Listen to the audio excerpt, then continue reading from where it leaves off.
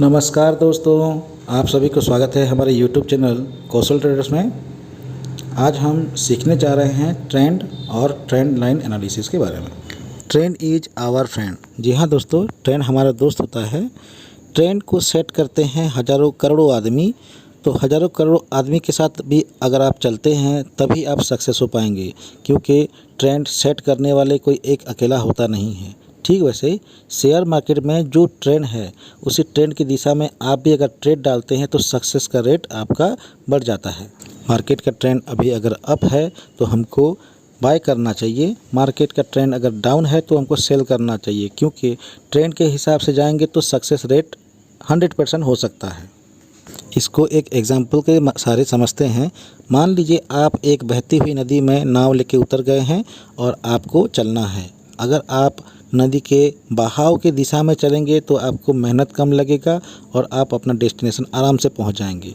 ठीक उसके विपरीत अगर आप बहाव के विपरीत दिशा में चलेंगे तो आपको बहुत सारा मेहनत करना पड़ेगा और उससे मिलेगा कुछ नहीं, बल्कि आप थक जाओगे और कहीं नहीं जा पाओगे। इसीलिए तो कहा गया है trend is our friend and always follow the trend. समझते हैं ट्रेंड क्या होता है।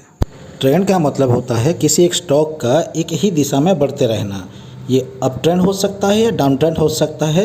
ये डिपेंड करता है कि स्टॉक का चाल ऊपर तरफ है या नीचे तरफ है। शेयर मार्केट में ट्रेंड 3 तरह के होते हैं: अप ट्रेंड, डाउन ट्रेंड और साइडवेज मार्केट।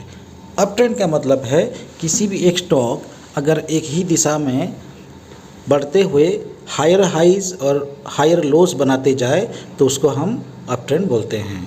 ठीक वैसे अगर कोई स्टॉक बढ़ते हुए लोअर हाइज और लोअर लोज बनाए तो उसको हम डाउन ट्रेंड कहेंगे। लेकिन अगर स्टॉक ना ऊपर जा पाए ना नीचे जा पाए, बल्कि एक चैनल के अंदर घूमते रहे और सेम हाइज और सेम लोज बनाए तो उसको हम बोलते हैं साइडवेज मार्केट। मतलब यहाँ पे ना अप ट्रेंड है ना डाउन ट्रेंड है, बल्कि शेयर एक ही चैनल के अंदर घूम रहा है। चार्ट पे ट्रेंड को समझने के लिए हम ट्रेंड लाइन का इस्तेमाल करते हैं। ट्रेंड लाइन एक एंगल के साथ खींची हुई लाइन है जो कि प्राइस के ऊपर या नीचे ड्रॉ किया जाता है। जब भी डाउन ट्रेंड में ट्रेंड लाइन खींचा जाता है तो इसको प्राइस के ऊपर हाइस को कनेक्ट करके किया जाता है, जिसमें कि कम से कम 2 हाइस कनेक्ट होकर लाइन खींचा जाना चाहिए। और ठीक वैसे अप ट्रेंड में जब भी ट्रेंड लाइन खींचा जाता है तो ये कम से कम 2 लोज को टच करके लाइन खींचा जाता है।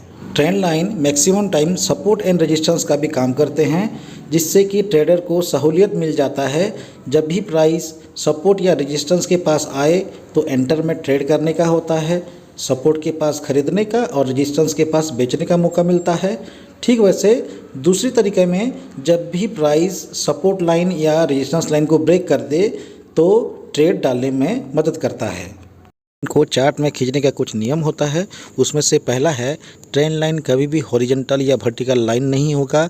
यह एक एंगल में खींची हुई रेखा जैसे इंक्लाइन लाइन होगा। ट्रेंड लाइन को जब भी हायर टाइम फ्रेम में ताना जाता है, खींचा जाता है, तब ये मोर रिलायबल होता है। छोटे टाइम फ्रेम में अगर ट्रेंड लाइन खींचा जाए तो वो कम अवधि के लिए मान्य रहता है। सही ट्रेंड लाइन वही होता है जिसमें मैक्सिमम हाइज या मैक्सिमम लोज टच करते वो ड्रॉ किया जाए। उसी बीच में अगर 1-2 कैंडल ओवरलैप हो जाए तो चलता है, लेकिन इम्पोर्टेंट है कि मैक्सिमम हाइज या मैक्सिमम लोज उसको टच करना चाहिए। चलिए अब चार्ट में समझते हैं। लेमन ट्री का चार्ट को देखिए, इसमें नीचे तरफ ट्रेंड लाइन खींचा हुआ है जो कि मैक्सिमम लोस को टच करते हुए बढ़ा है, और 1-2 जगह जैसे यहाँ पे और यहाँ पे यह ओवरलैप तो हुआ है लेकिन चलेगा। तो इसका मतलब है कि जब भी नीचे तरफ लोस को टच करके ट्रेंड लाइन खींचा जाए तो ये बताता है कि लेमन ट्री अभी अप ट्रेंड में है। जैसे कि ONGC के चार्ट पे देख सकते हैं, ट्रेंड लाइन प्राइस के ऊपर खींचा गया है और यह है 4 या 5 हाइस को टच करके बनाया गया है। तो इससे ये पता चलता है कि ONGC शेयर इस दौरान डाउन ट्रेंड में था। वीडियो में हमने आपको पहले से कहा था कि ट्रेंड लाइन कभी कभी सपोर्ट और रेजिस्टेंस का भी काम करते हैं। उसका सटीक उदाहरण हमको मिलता है NLC इंडिया का ये चार्ट में। जैसे कि देख सकते हैं यहाँ पे ट्रेंड लाइन फॉर सपोर्ट और ट्रेंड लाइन फॉर रेजिस्टेंस दोनों एकदम सटीक खींचा गया है। एक साधारण ट्रेडर हर एक लो में खरीद करके और हाई में बेच करके आराम से प्रॉफिट अर्न कर सकता था। देख लीजिए यहाँ पे कितने मौके मिले हैं खरीदने के और बेचने के। तो यही है दोस्तों, ट्रेंड लाइन अगर खींचना सीख गए, बढ़िया से ट्रेंड लाइन खींचा गया है तो आपको प्रॉफिट करने से मार्केट से कोई नहीं रोक सकता। याद रखिए, सपोर्ट के पास खरीदना है और रेजिस्टेंस के पास बेचना है, यही तो मोटो है। तो अगर आप रेजिस्टेंस खींचना सीख गए तो आपको एक ही ट्रेंड लाइन में 10 गो मौका मिलेगा खरीदने का और रेजिस्टेंस में मिलेंगे बेचने के लिए। तो प्रॉफिटेबिलिटी आपका बढ़ जाता है। इसीलिए ट्रेंड लाइन बहुत इंपॉर्टेंट होता है।